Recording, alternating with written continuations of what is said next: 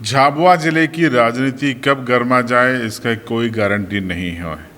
अब देखिए, बीते 3 दिनों में जो राजनीतिक बयानबाजी हो रही है उससे राजनीति गर्मा गई है। आपको याद होगा, परसों कांतिलाल भूरिया जो कि कांग्रेस के बड़े नेता हैं, झाबुआ के विधायक हैं, उन्होंने एक प्रेस कॉन्फ्रेंस की थी जिसमें कई गंभीर आरोप बीजेपी पर, सांसद गुमान सिंह डामोर पर, बीजेपी जिलाध्यक्ष पर लगाए थे। तो आज पलटवार किया है एक प्रेस कॉन्फ्रेंस के जरिए बीजेपी के सांसद गुमान सिंह डामोर ने। अब इस वीडियो में हम आपको सिलसिलेवार बताएंगे कि परसों जो आरोप लगाए गए थे उसका क्या जवाब दिया है।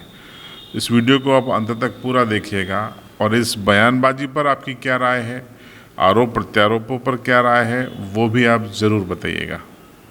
अरे मैं जाके मिला था रेलवे लाइन के लिए और विकास के लिए, रेल मंत्री से मैं मिला, वित्त मंत्री से मैं मिला, मैंने जाके बीच में जाके मैं मिला था कि ना झाबुआ जिला ट्रैवल एरिया भाई, आप उसको देखो, कोई भी सरकार रही झाबुआ जिले को देती है।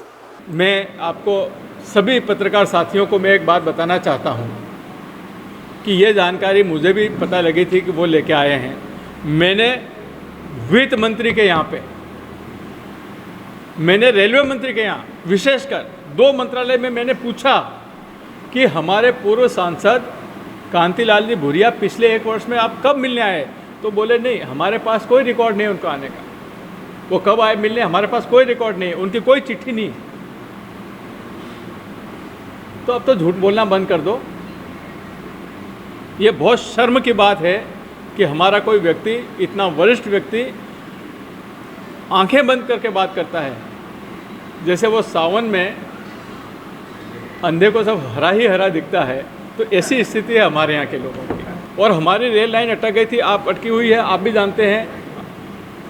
मैं पीयूष जी गोयल जो हमारे रेल मंत्री हैं उनसे लगातार मिलता रहा और उनको मैंने बोला कि साहब रेलवे के हिसाब से कुछ भी नहीं है। जो हमारे रेलवे के चीफ इंजीनियर हैं मिस्टर राजपूत, और उसके पहले थे मिस्टर अजय सिंह, और जो जनरल मैनेजर हैं हमारे वेस्टर्न रेलवे के मिस्टर कंसल, डीआरए में हमारे मिस्टर गुप्ता, विनीत गुप्ता, इन सभी लोगों से मैंने 3-3, 4-4 बार मीटिंग की, मैंने बातचीत की।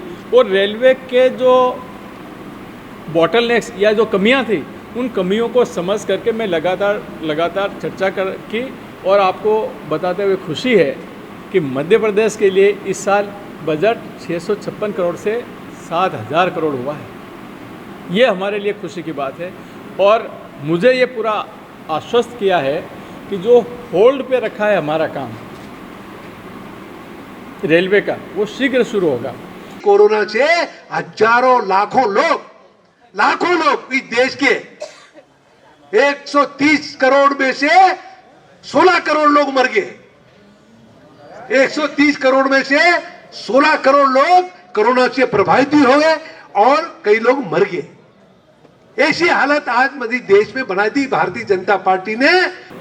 अभी एक और मैंने सुना कि कोरोना से 16 करोड़ मर गए, कोरोना से 16 करोड़ मर गए। फिर ऐसे किसी ने बोला तो बोले 16 करोड़ बीमार हो गए। हमारे नेता को ये जानकारी मैं देना चाहता हूँ कि भारत में आज तक जो संक्रमित हुए हैं वो 1,15,55,284 लोग कल शाम तक के संक्रमण की जानकारी है। और इसमें से 1,11,07,332 ठीक हो चुके हैं। और जो डेथ हुई है, मृत्यु, वो 1,59,558, सिर्फ 1 लाख। तो जिस आदमी को यही नहीं मालूम है कि करोड़ का मतलब क्या होता है, लाख का मतलब क्या होता है, 1000 का मतलब क्या होता है, तो उसके बारे में बात करके हम अपना समय बर्बाद करते हैं, ऐसा मुझे लगता है। कोरोना लाने वाला कौन? नरेंद्र मोदी। बार बार विदेश जाता था, दुनिया का कोई देश नहीं छोड़ा और जाके गले पकड़ लेता। वो वहां वाले लोग अंग्रेज भगे देख के, फिर भी पकड़ के चिपक जाता था मोदी। वो कब छोड़े? अब टीवी में देखा होगा, वो बेचारे घबरा जाते थे, पकड़ के दबके में खड़ा हो जाता था और वहां से कोरोना ले आया वो लाके हिंदुस्तान में कोरोना आ गया और पूरा आज केंद्र ऊपर से फैलता फैलता नीचे तक आ गया। आज आम आदमी परेशान है कोरोना से। एक बात बताना चाहता हूँ, जब हम बड़े प्लेटफॉर्म पे कहीं जाते हैं और जब मुझसे कोई पूछता है कि आप कहाँ से आए हो, तो मैंने कहा साहब मैं झाबुआ से आया हूँ। आपका पार्लियामेंट कौन सा है, कॉन्स्टिट्यूंसी कौन सी है? तो मैं बोलता हूँ रतलाम, झाबुआ, अलीराजपुर, तीनों जिलों में। अच्छा, आपके पहले कौन था वहाँ पे? तो मैं बोलता हूँ कि साहब एक कांग्रेस के थे, कांतिलाल जी। अरे वो व्यक्ति जो कुछ भी नहीं समझता है, जिसको अनसाउंड माइंड का है, जिसको बोलने की समझ ही नहीं है, वो है। मैंने कहा हाँ।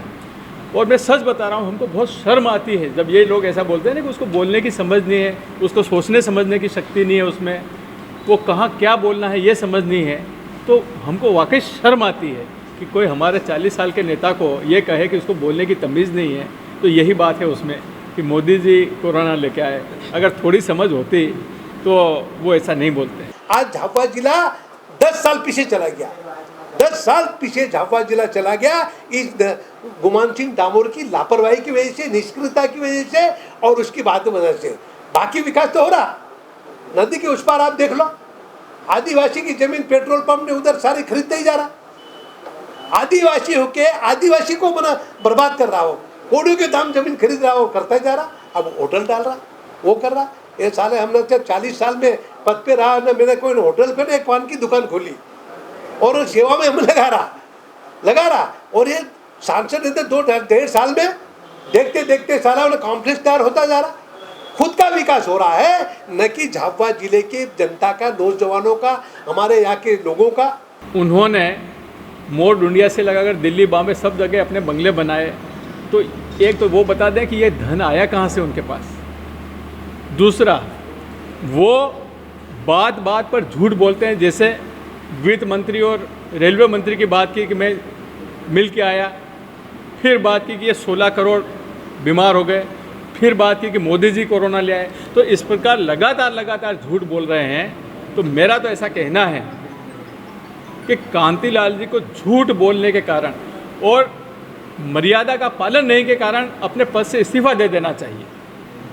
दूसरा, मैं उनके बेटे जो डॉक्टर हैं उनसे भी अनुरोध करना चाहता हूं कि वो अपने पिता के मानसिक संतुलन का परीक्षण करवा लें। अब मुझे ऐसा लग रहा है कि उनका मानसिक संतुलन बिगड़ चुका है।